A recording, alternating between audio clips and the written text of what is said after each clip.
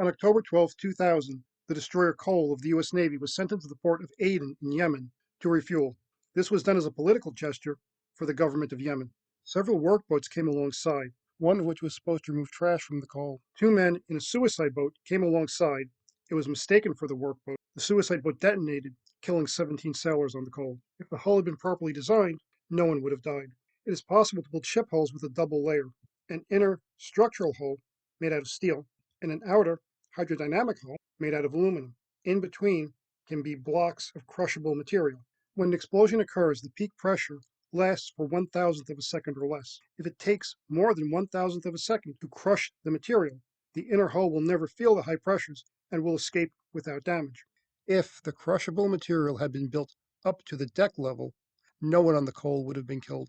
The outer hydrodynamic hull would have had severe damage, would have been crushed and crimped, but the ship could have left Aden Harbor under its own power and could have even performed military missions as long as additional equipment hadn't been damaged by the explosion. It could have driven itself back to the United States. It would have needed extensive dry docking and repair, but no one would have been killed, and the ship would have been somewhat serviceable. This design of hull could have been done in World War II, so the Navy has been building the wrong ship hulls for 80 years. This design of hull protects against torpedo attacks, mine attacks, as well as suicide boat attacks. In World War II, some battleships had anti-torpedo blisters. These were extended areas of the hull made of lighter metal than armor plate, which were empty. The idea was that a torpedo would detonate away from the armored protected hull, the structural hull of the ship.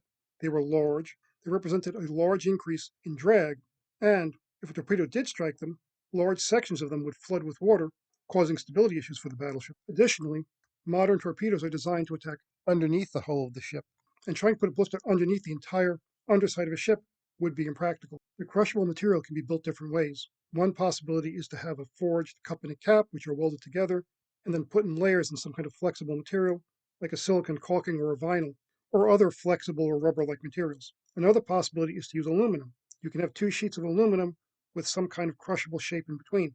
The shape can be square, it can be circular, it can be hexagonal, but the idea is the same, that it will crush under load, but it will take sufficient time to crush that the inner hull will be protected. While it is being crushed, it can only transmit the amount of force it takes to crush the material. That limits the amount of pressure felt by the inner hull, the structural hull, and prevents damage to it. The material might only have to be 6 to 12 inches thick.